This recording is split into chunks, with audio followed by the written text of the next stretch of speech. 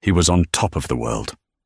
Anthony Vance had it all, a thriving company, a beautiful mistress named Clara on his arm, and a quiet, unassuming wife at home.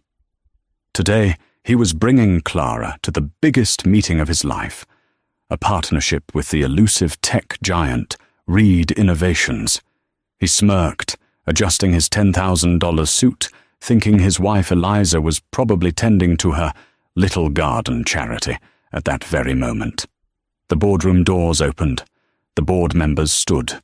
The new CEO walked in. Anthony's blood turned to ice. It was Eliza. And she wasn't there to serve coffee.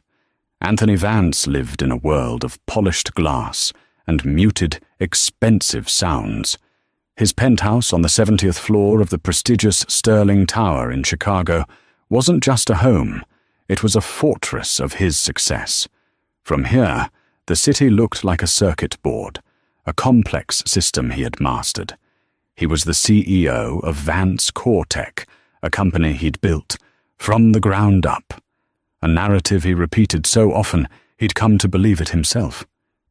This morning, the stakes were higher than ever. "Clara, darling." "Less lipstick," he murmured, not looking up from his tablet. He was reviewing the financials for the last time. "This is business, not the opera." Clara Decker pouted, blotting her ruby-red lips on a napkin. "I'm your executive assistant, Anthony. I'm supposed to look impressive. Besides," she ran a manicured hand down his silk tie, "I am the opera." Anthony allowed himself a small, predatory smile. Clara was his latest and most expensive indulgence. She was sharp, ambitious, and utterly devoid of the one trait he'd come to despise in his wife: humility. His wife, Eliza. He glanced at the kitchen, where Eliza was quietly packing a small canvas bag. She was plain. Not in looks, necessarily. She had a quiet, classical beauty, but in her very essence. She wore simple slacks and a beige cardigan. Her hair was pulled back in a simple ponytail. She was packing. What was it? Books? Seed packets? He couldn't remember. "Big day for you, Eliza," he called out, his voice dripping with condescension. "Another bake sale for the Reed Foundation?" Eliza turned, her face calm. The Reed Foundation was her project, a small local charity she'd started in her father's name. It did something with community gardens and literacy programs. Anthony found it quaintly pathetic. "Something like that, Anthony. We're finalizing a new community partnership. It's a big day for us, yes." "That's nice, honey." "Wonderful." He turned back to Clara, straightening his tie. "Right, let's go. The car's waiting." He kissed Clara's cheek, a public display of ownership, and walked past Eliza, ruffling her hair as if she were a child. "Don't wait up, kitten. We'll be celebrating late." Eliza just watched him go, her expression unreadable. "Good luck, Anthony. You'll need it." He didn't hear her. He was already in the elevator, his arm around Clara's waist, his mind on the prize. The meeting was with Reed Innovations. They were the white whale of the tech world. They had emerged from obscurity 3 years ago, a venture capital firm with an uncanny, almost prescient ability to pick winners in biotech and sustainable energy. They were secretive, powerful, and, until recently, helmed by a reclusive board. Today, they were announcing their new CEO, and that new CEO was personally reviewing Vance Cortec's proposal for a massive billion-dollar merger. "You're nervous," Clara whispered, as the elevator to the 90th floor boardroom of the Kincaid building ascended. "I'm not nervous. I'm focused," Anthony snapped. "This deal makes me untouchable. It makes us untouchable." He envisioned the future, a bigger penthouse, a yacht, and finally, the simple, quiet divorce he'd been planning. He'd give Eliza the old country house. It was more her speed. They entered the boardroom. It was a cathedral of corporate power. A long obsidian table reflected the skyline. 4 board members, 2 men, 2 women, all in severe dark suits, were already seated. They looked at Anthony, and then at Clara, with a flicker of unified, cold appraisal. "Mr. Vance," one of the men, Mason Thorne, said. "And your assistant." "Clara Decker, my EA," Anthony said smoothly, sliding into a chair. "Ms. Decker is integral to our operations and fully briefed on the merger." Clara preened, opening her tablet, though she barely knew the difference between a stock option and a stock pot. "We are just waiting for our CEO," said a woman at the far end, Dr. Orris, who hadn't smiled. The tension was suffocating. Anthony felt a single drop of sweat trace a line down his back. This was it. Everything he had worked for, lied for, stolen for, led to this room. The main doors at the end of the boardroom opened with a faint hiss. "Apologies for the delay," said Mason Thorne, standing. The other board members rose in unison. "Please welcome our President and Chief Executive Officer." A woman walked in. She was not wearing a beige cardigan. She was wearing a custom-tailored dark teal suit that screamed power. Her hair, which he'd last seen in a messy ponytail, was styled in a sleek, severe bob that framed her face.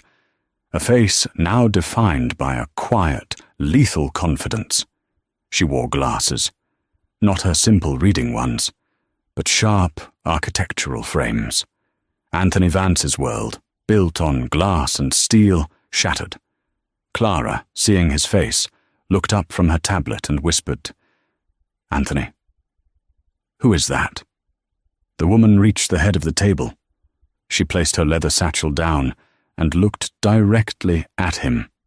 Her eyes were not the soft, forgiving eyes he saw over the breakfast table. They were the eyes of a predator that had just cornered its prey. "Good morning, gentlemen. Dr. Orris," she said, her voice clear and ringing with authority. She then turned her gaze to Anthony, "Mr. Vance, and Ms. Decker. An unexpected pleasure." Anthony's mouth was full of sand. He couldn't breathe. It's, he stammered. Eliza smiled, a thin, sharp gesture that held no warmth. "I believe you were expecting a Mr. Reed. He was my father. I am Eliza Reed, and this is my company." The silence that fell over the room was absolute. It was so profound that Anthony could hear the frantic, tinny beat of his own heart. Clara Decker's face had cycled through confusion, disbelief, and had now landed on a mask of pale, dawning horror. She looked from Eliza to Anthony and back again, the cogs in her pretty head grinding to a halt. "Eliza!" Anthony finally choked out, the name sounding foreign and heavy in his mouth.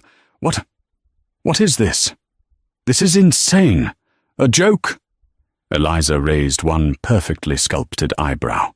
She looked at Mason Thorne, her board member. "Mason, did you vet Mr. Vance's company, personally?" Mason, a man Anthony had been trying to poach for 6 months, didn't even glance at him. "We did, Miss Reed. A full workup. The surface-level financials are strong. The debt-to-asset ratio is acceptable. But the core IP is where we found irregularities." "Irregularities," Eliza repeated, tasting the word. She sat down, gesturing for the rest of the board to follow. Anthony and Clara were left standing, 2 statues in a tomb. "Please, Mr. Vance, sit. And your assistant. We have so much to discuss." Anthony fell into his chair. Clara did the same, her movements stiff. "Let's begin your presentation," Eliza said, folding her hands on the table. Anthony stared. He fumbled for his tablet, his hands shaking so badly he could barely unlock it. "Eliza. Honey, we need to talk. I don't understand. I am Ms. Reed in this room, Mr. Vance," she said, her voice cutting through his panic like a scalpel. "And you are a potential contractor, a very, very small one. Now, your presentation. You claim that Vance Cortex primary asset, the Vance quantum encryption algorithm, is your own design. It is, Anthony said, his voice cracking. I designed it 10 years ago. It's the foundation of my company. Is it? Eliza leaned forward. That's fascinating, because I have here. She tapped her own tablet, and the large screen at the end of the room lit up. The original source code for an algorithm called Project Daedalus, authored by Dr. Jonathan Reed, my father. Dated 12 years ago. The screen filled with lines of code. On one side, Project Daedalus. On the other, Vance Quantum. They were nearly identical. Anthony's blood didn't just run cold, it froze, solidifying in his veins. You'll note, Eliza continued, her voice the calm of a weather announcer describing a Category 5 hurricane. The syntax is identical. The core logic, identical. The only difference is that you sloppily renamed the primary variables and added a few redundant subroutines to mask the signature. You were always lazy, Anthony. Clara let out a small, strangled gasp. This is a fabrication, Anthony roared, finding his voice in a burst of desperate fury. You did this. You, little, you're trying to sabotage me. Sabotage you, Eliza actually laughed, a short, sharp, humorless sound. Mr. Vance, I own you. You see, when my father died, he left everything to me. Not just the house, not just his books. He left me his work, his real work. The work his brilliant, charming protégé, Anthony Vance, swore was just theoretical nonsense. She stood up and began to pace slowly behind her chair.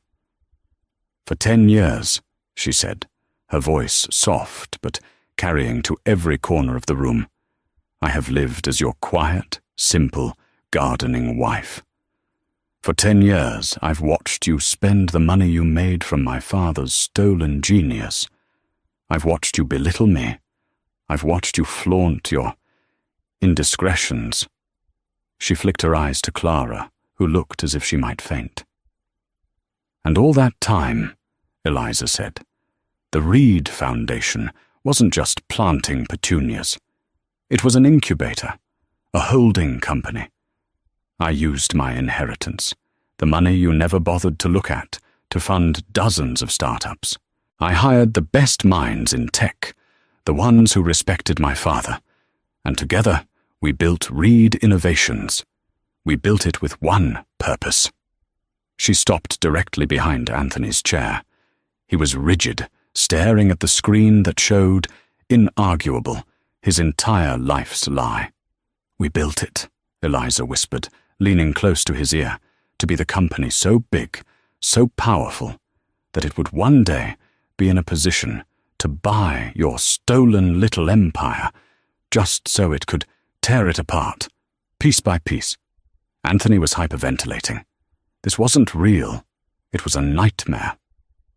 The meeting, Mr. Vance, is over, Eliza said, returning to her seat. Vance Cortex core product is built on stolen IP. Reed Innovations will not be entering a partnership. Instead, we will be filing an injunction against your company for intellectual property theft, effective in... Oh, she checked her watch. About 45 minutes. We will also be filing a lawsuit for damages totaling the entire valuation of your company, approximately $2.8 billion. She looked at her board. Mason, Dr. Aris, please escort Mr. Vance and Ms. Decker out. Their presence is no longer required. The elevator ride down from the 90th floor was a silent scream. Anthony stood rigid, staring at the brushed steel doors, seeing only the lines of code, his own theft laid bare. Clara was pressed into the opposite corner, her mascara beginning to trace thin, black lines down her chalk-white face. The moment the doors dinged open on the lobby, she exploded. "You idiot!" she shrieked, her voice echoing in the marble hall. "You monumental, arrogant idiot! She runs a charity? She's simple? That woman just destroyed you. She just destroyed me." "Shut up, Clara," Anthony hissed, grabbing her arm. "Don't you touch me." She ripped her arm away. "All this time, all the promises. We'll be untouchable." "You're not just touchable, Anthony. You're insolvent. Do you know what this does to me? I'm tied to you. I'll be named in the lawsuits." She was right. He hadn't even thought of that. The panic, which had been a cold stone in his gut, now exploded, filling his chest with liquid fire. He couldn't breathe. "It's a lie," he muttered, pushing through the revolving doors into the bright Chicago sunlight. "It's a bluff. She can't prove it." But he knew she could. Eliza was meticulous. The woman who kept spreadsheets for her, garden parties, and cross-referenced seed inventories. Of course, she had kept the receipts. He fumbled for his phone, his driver already pulling the black Bentley to the curb. "Get in," he snarled at Clara. "No." She backed away, holding her purse like a shield. "I'm not getting in that car.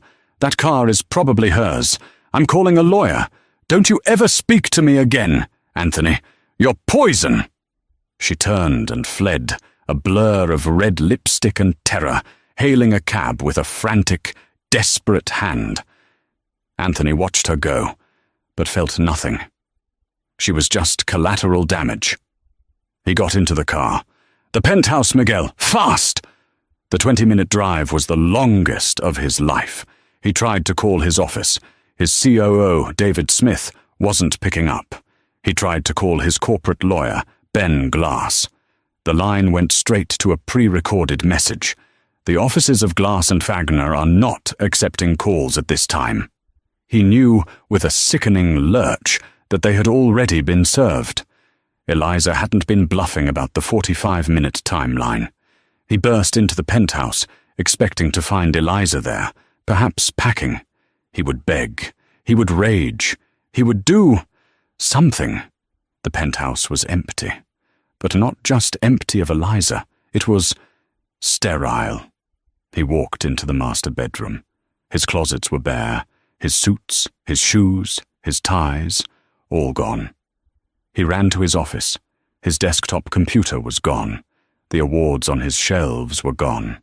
The safe behind the painting. He tore the Rothko, or the very good copy he'd bought, from the wall. The safe was open and empty. "Eliza!" he roared, his voice echoing in the cavernous, empty space. He ran back to the living room. A single white envelope sat on the massive marble island in the kitchen. His name was written on it in her neat, precise script. His hands were shaking so hard he tore the paper. "Anthony, I assume your meeting did not go as planned. By the time you read this, the injunction will be public, and your board will have been notified of your gross misconduct and foundational fraud. You are probably wondering where your things are. They are in a storage unit in Gary, Indiana. The key is at the bottom of this envelope. I imagine it's more in line with your future prospects. You must be out of the penthouse by 5 p.m. today. At 5:01 p.m., the locks will be changed, and you will be arrested for trespassing. You see, you made a critical error in judgment. Well, many, but this one is my favorite. You always assumed this apartment was yours. You signed the checks, but you never read the incorporation documents. You never read any of the documents I asked you to sign. The Sterling Tower penthouse is not owned by Anthony Vance. It is not owned by Vance Cortec. It is owned by the Chicago Community Development Fund, a primary subsidiary of, you guessed it, the Reed Foundation. You have been paying rent, and I thank you for that, to my company for 10 years. You have been living in my house. The car is also mine. The art is mine. The very chair you're probably leaning on is mine. This isn't a divorce, Anthony. This is an eviction. ER. Anthony's legs gave out. He slid down the kitchen cabinet, the letter fluttering from his numb fingers. An eviction. He looked at the clock. It was 3:42 p.m. He had just over an hour to pack a life that had, it turned out, never even belonged to him. The sheer, diabolical, patient brilliance of her plan was suffocating. She hadn't just built a company to rival his. She had owned his entire life, from the roof over his head to the algorithm in his servers, and he had been too arrogant, too dismissive, to ever even look at the quiet woman making it all happen. He was nothing. He was a ghost in her machine. To understand the scope of Eliza Reed's victory, one had to understand her father, Dr. Jonathan Reed. He was a man of gentle genius, a professor of computer science at the University of Chicago, who cared more for theoretical purity than for profit. He saw code as poetry. His prize student, Anthony Vance, saw it as a weapon. Anthony was charismatic, ambitious, and quick. He'd latched on to Dr. Reed, becoming a surrogate son. He'd met Eliza at a faculty dinner. She was 22, fresh from her own degree in economics, and grieving the recent death of her mother. Anthony was a whirlwind.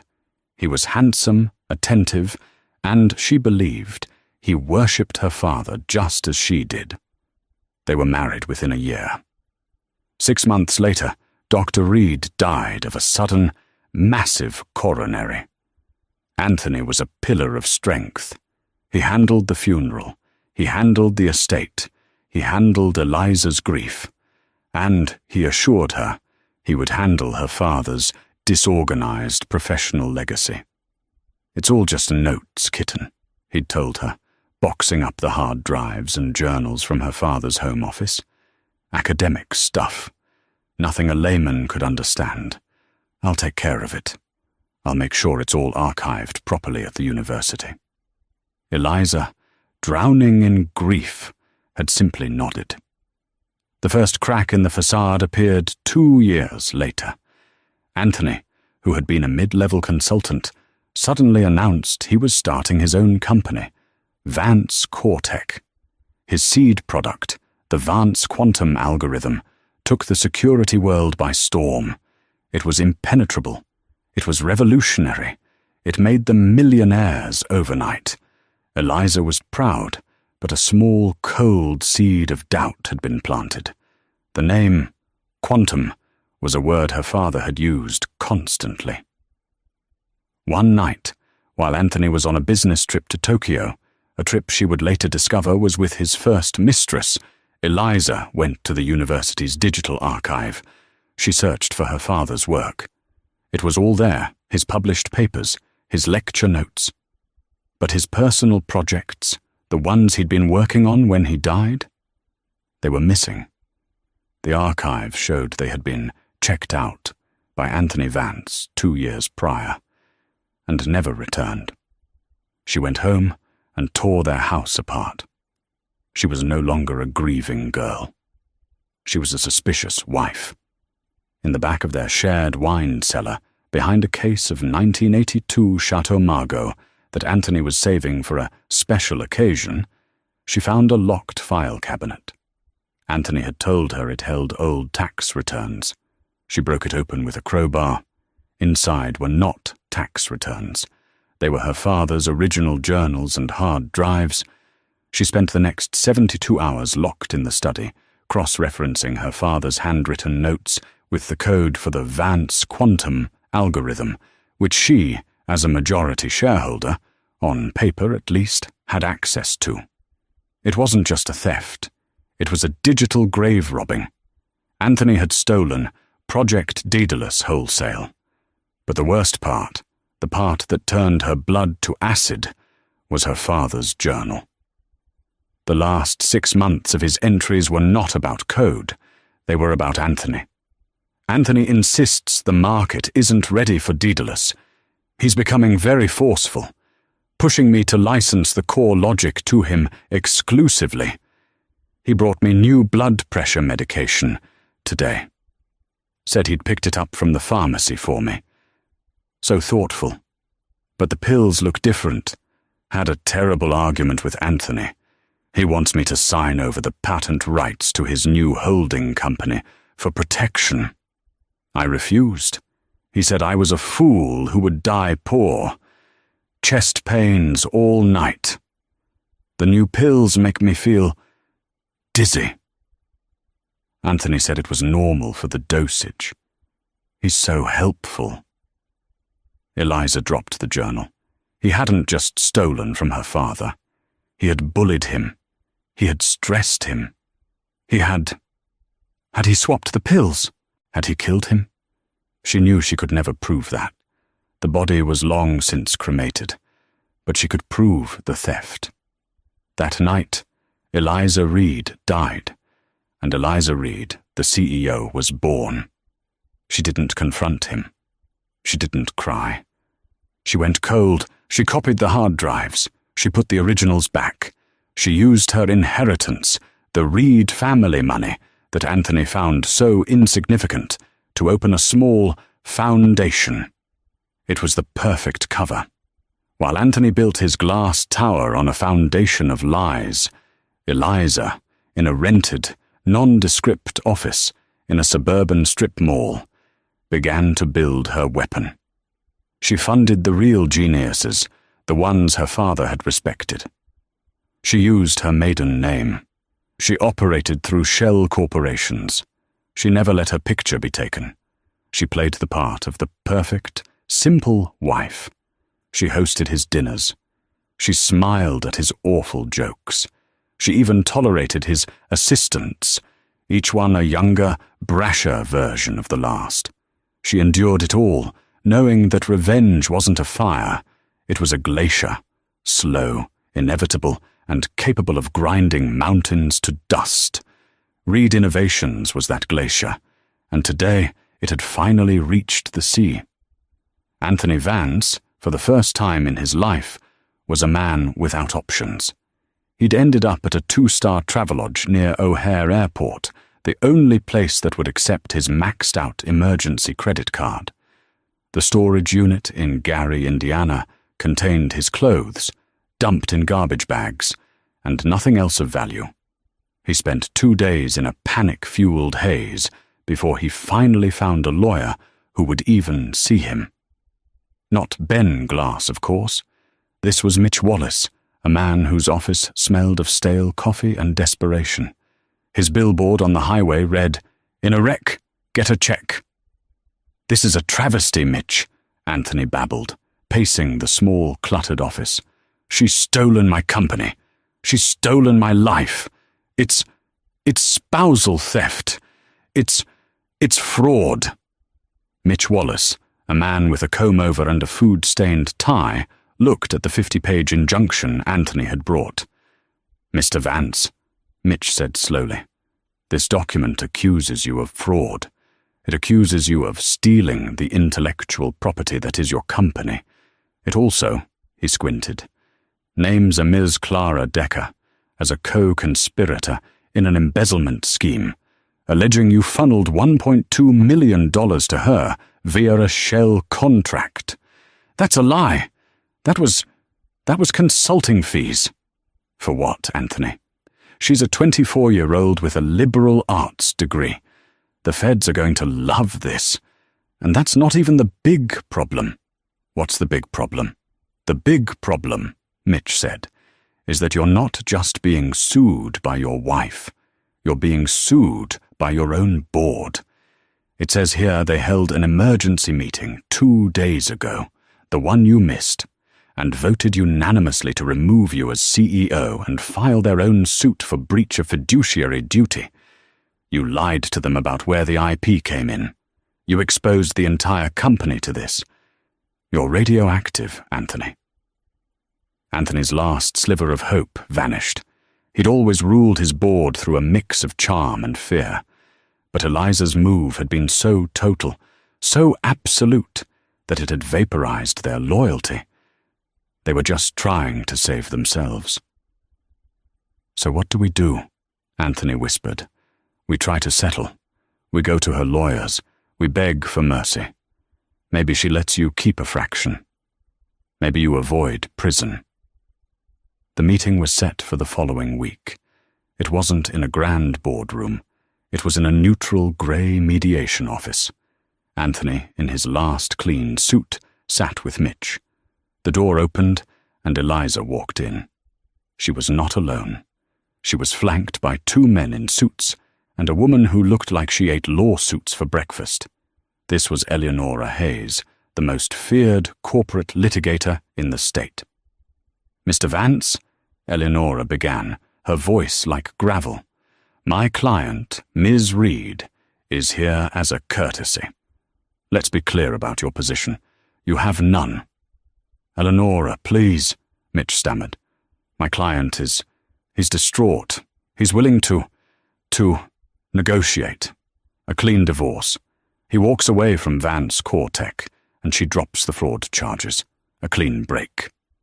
Eleanora Hayes actually smiled. It was a terrifying sight. "A clean break," she repeated. She opened a file. "Let's review the breaks. First, the IP theft. We have the original drives, we have the journals, and we have a signed affidavit from your former COO, David Smith, stating that you once bragged to him, and I quote, 'The old man practically gifted me the code before he croaked.' That's a criminal charge, Mr. Vance. Wire fraud, mail fraud. We're looking at 20-30 years. Anthony went numb. David. That traitor. Second, Eleanora continued, the embezzlement. Ms. Decker, in an effort to save her own skin, has provided a full deposition. She's given us every text message, every email. She's agreed to testify against you in exchange for immunity. That's another 10 years. Clara. Of course. And third, Eleanora said, is the company itself. The board has already agreed to a full buyout from Reed Innovations to avoid total insolvency. Vance Cortec no longer exists as of 9:00 a.m. this morning. It has been absorbed. Its assets are being liquidated. So you see, there's nothing to walk away from. Anthony looked for the first time at Eliza. She was watching him, her face impassive. Eliza, he pleaded, his voice breaking. Please, after all the years, don't do this. Don't send me to prison. I'm sorry, okay? I'm sorry I cheated. I'm sorry I was an arse. But prison! Eliza leaned forward. For a moment, he saw the woman he'd married. I'm not interested in the cheating, Anthony, she said, her voice quiet. That's a symptom. I'm interested in the disease of your arrogance, the disease that let you steal my father's life's work and build a monument to yourself on his grave. The disease that let you dismiss me as a kitten while I was building an empire. She stood up. But prison isn't the point, she said. My father wasn't a vindictive man. He was a builder. Prison is messy. It creates a martyr. I'm not interested in making you a martyr, Anthony. I'm interested in making you irrelevant. She nodded to Eleanora. My client, Eleanora said, sliding a document across the table, is prepared to offer a settlement. Reed Innovations and the former board of Vance Cortec will drop all criminal charges. In exchange, you will sign this. It's a full confession of the IP theft, to be held in trust. You will surrender your passport. You will sign a lifetime, ironclad, non-disclosure agreement. And, she tapped the last page, you will agree to a permanent injunction that bars you from working in the tech, finance, or security industries, in any capacity, anywhere in the world, for life. Mitch Wallace's jaw dropped. That's a professional death sentence. That's the point, Eliza said. You don't go to prison. You just cease to exist. You will live the rest of your life as a nobody. The man you always were, without my father's genius to hide behind. Anthony looked at the paper. Prison or oblivion. He picked up the pen. His hand was shaking. He signed his name, the name that had once graced the top of skyscrapers, and with that signature, He erased himself from the world he had built. Life for Anthony Vance became a series of descending circles. The settlement had not been kind. He was left with nothing but the clothes in his storage unit and a single cashier's check for $50,000, severance, as Eliza's lawyer had called it, and just enough to ensure he couldn't claim destitution. He moved into a one-bedroom apartment in Joliet, a place that smelled of boiled cabbage and damp carpets. The name Anthony Vance was now toxic. The story had been contained. Eliza, ever the strategist, hadn't wanted a messy public scandal. She preferred a quiet, corporate execution. But the tech world was small. The word was out. Vance is untouchable. He's a fraud. He tried to get a job. He couldn't even get an interview as a shift manager at an electronics store. His resume was a black hole. He was too qualified, and simultaneously, utterly disqualified. He took a job as a dispatcher for a local car service, working the graveyard shift under the name Art Vi. His world shrank to the glow of a computer screen in a tiny, windowless office, routing drivers to drunken pickups. One night, around 3:00 a.m., a call came through from downtown Chicago, a pickup at a high-end restaurant. He recognized the address. It was 2 blocks from the Sterling Tower. A bitter nostalgia made him route the call to himself. He hadn't seen the city he once ruled in months. He drove the black sedan, a Ford, not a Bentley, through the canyons of glass and steel. He pulled up to the curb. A woman was waiting. His blood, which he'd thought had turned to sludge, ran cold. It was Clara. She was not the vision in ruby lipstick he remembered. She was diminished. Her expensive blonde hair was now a mousy brown. She wore a simple black dress, the kind a waitress would wear. She was holding her shoes, rubbing her feet. She got into the back seat without looking at him. "O'Hare, please, and step on it." Anthony adjusted the rear-view mirror. He said nothing. He just drove. "Rough night?" he asked, his voice a gravelly imitation of his old self. Clara looked up, her eyes adjusting to the dark. Her gaze met his in the mirror. Her reaction was not the explosion he'd expected. It was a slow, tired, utterly defeated sigh. "Anthony," she whispered. "My God. Look at you. Look at you," he countered, bitterness welling up. "I thought you'd be halfway to Dubai by now." "With what money?" She laughed, a dry, hacking sound. Eliza's lawyers were thorough. They took the condo. They took the accounts. They took everything. My immunity just meant I didn't get charged. It didn't mean I got to keep the consulting fees.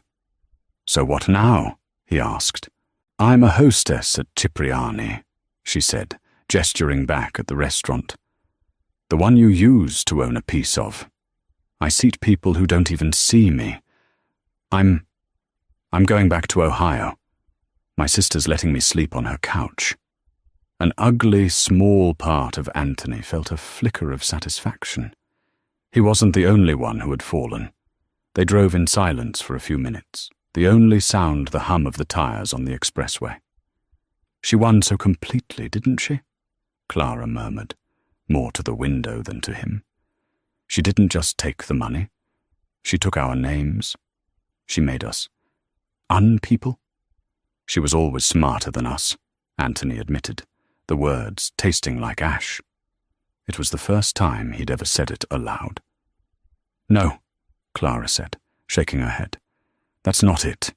It wasn't about being smart. It was about patience.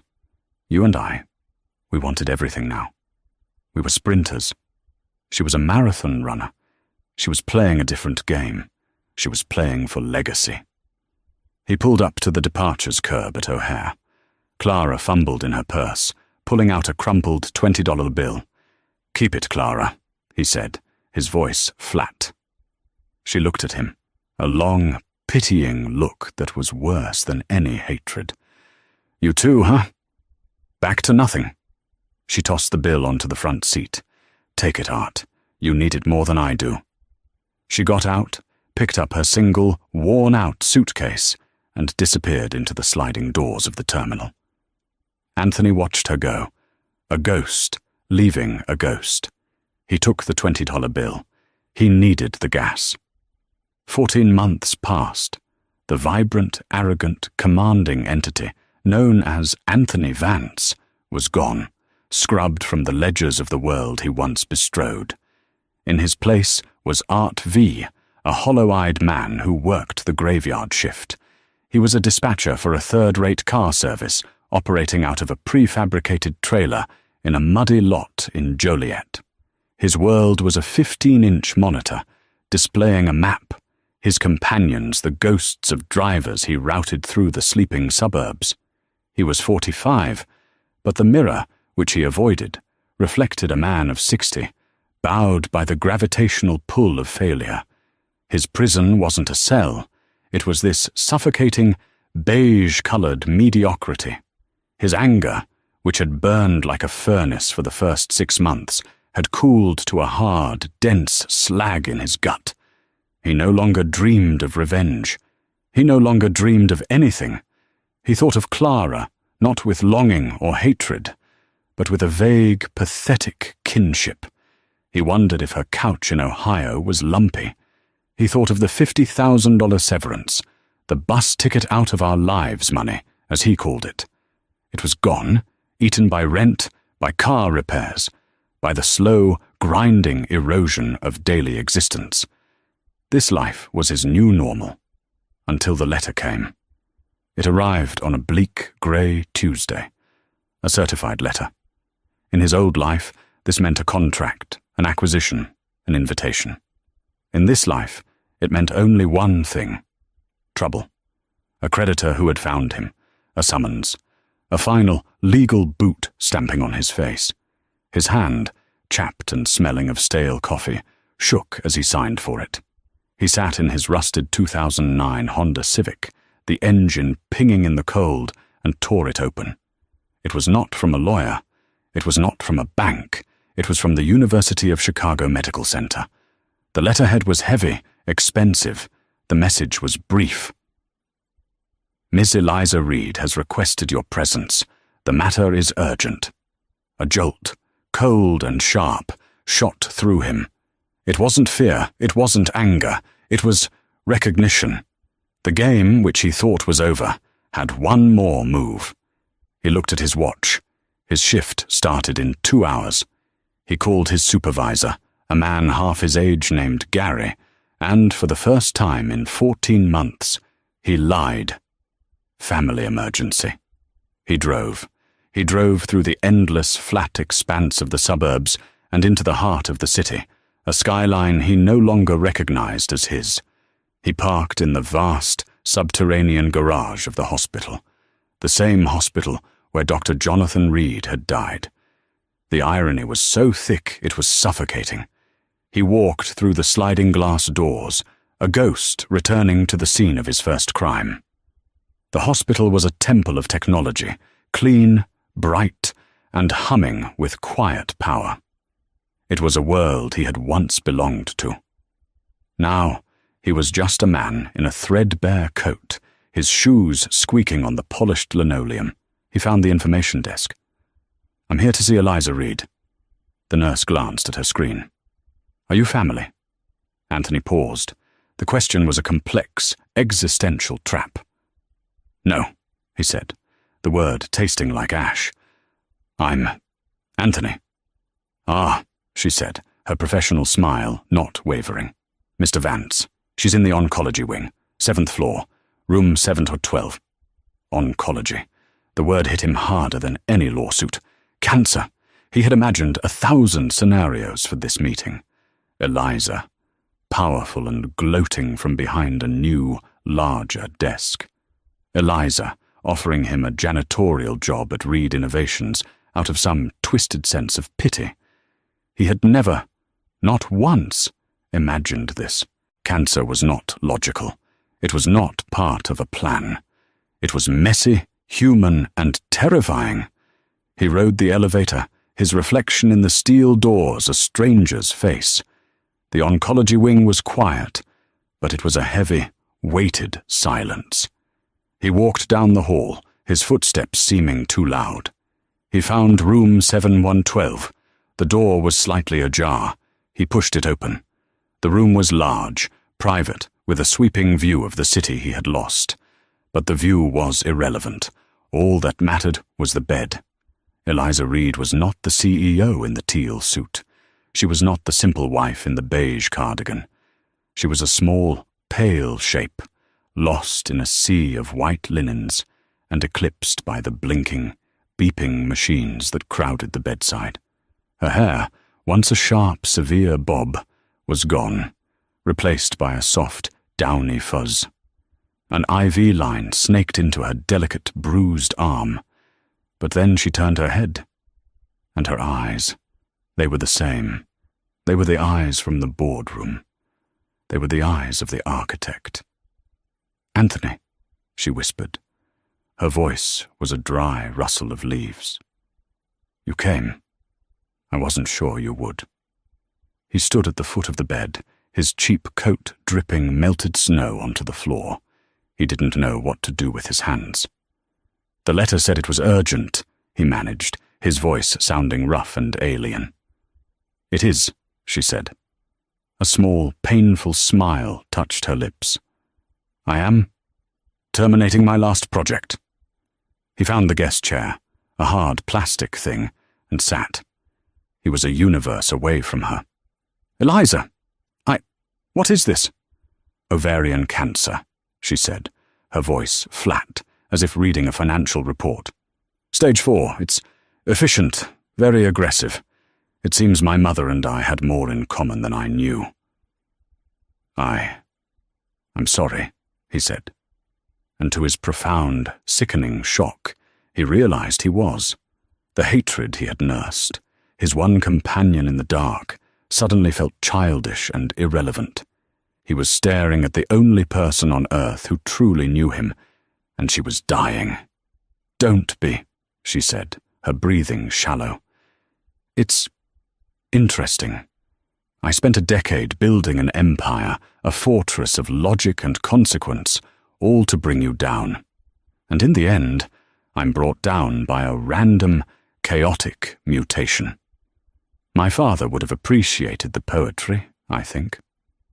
"The company?" he asked, simply because it was the only language they both still spoke. "Reed Innovations?" "Secure," she said, a flicker of the old, cold pride in her eyes. "Mason Thorne is CEO. The board is solid. My father's name is on 3 new patents for sustainable energy. His legacy, our legacy, is clean. It's permanent. It will outlive me. And it will most certainly," she looked at him, "outlive you. That's all I ever wanted." They sat in the beeping silence. He was the defeated king, and she was the dying empress. There was nothing left to fight over. The board was empty. "So why am I here, Eliza?" he finally asked, his voice low. "Why call me? For what? To gloat? To watch me watch you?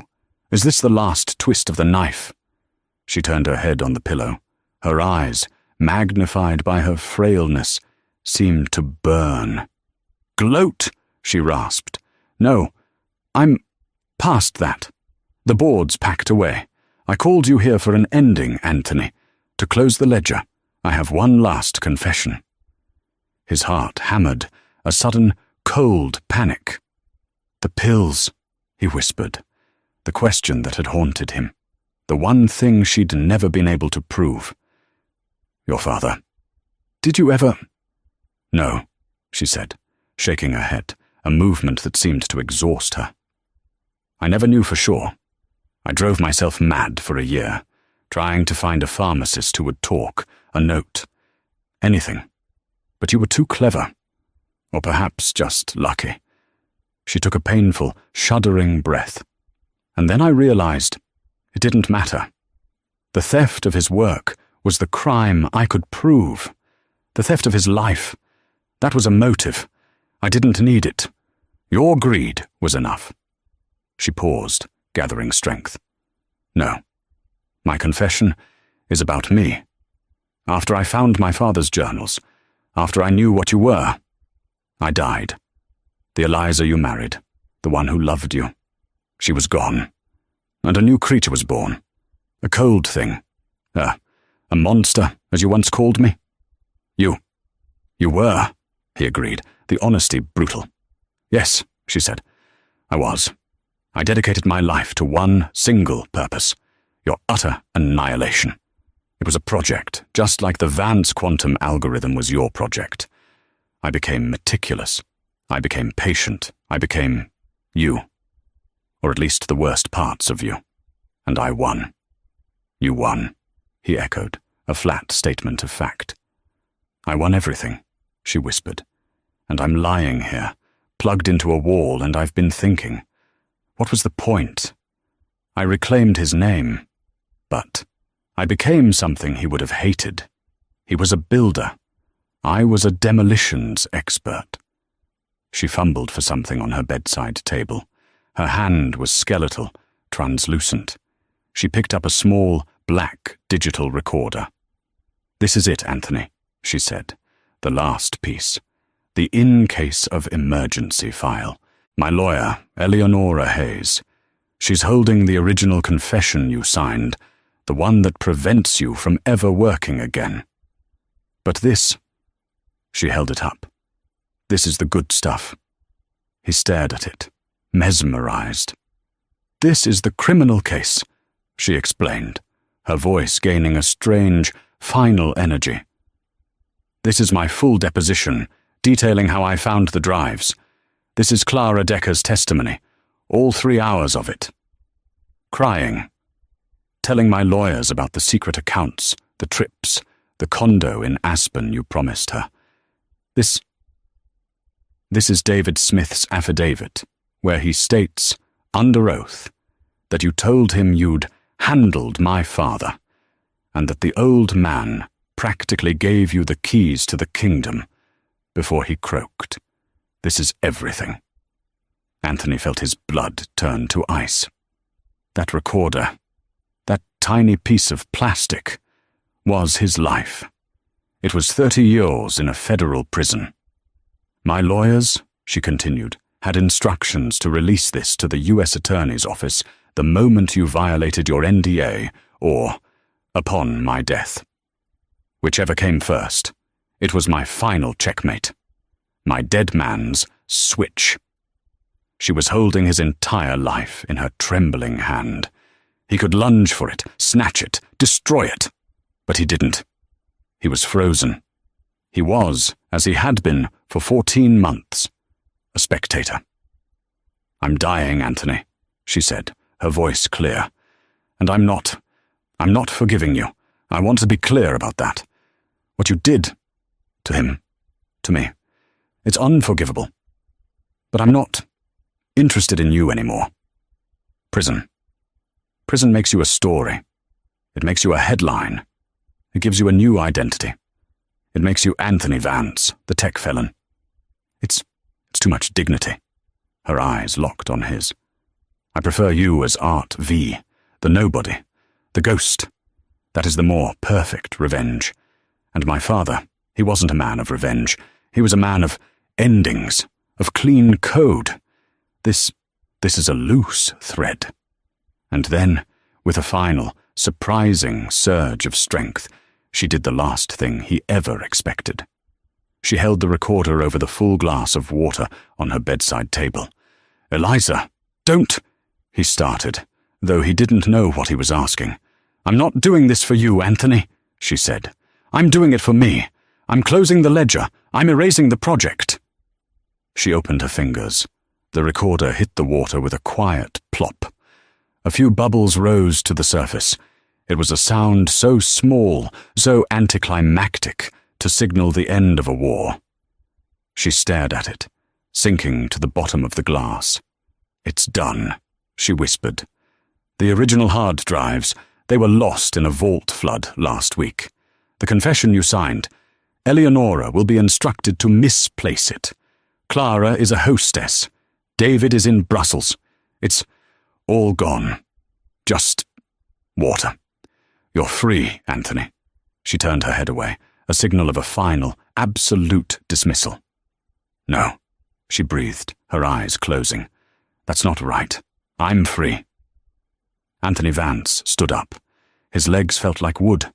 He looked at the woman in the bed, the architect of his ruin, the destroyer of his world, and, in the final, incomprehensible act, his liberator. He had hated her. He had feared her. He had, long ago, in another life, loved her. Now, he felt nothing. The fire was out. The ledger was closed. He walked out of the room. He didn't say goodbye. He walked past the nurse's station, his squeaking shoes the only sound. He rode the elevator down, his face in the steel doors, still a stranger's. He pushed through the main doors and into the bright, cold afternoon. The sunlight was blinding. It hurt his eyes.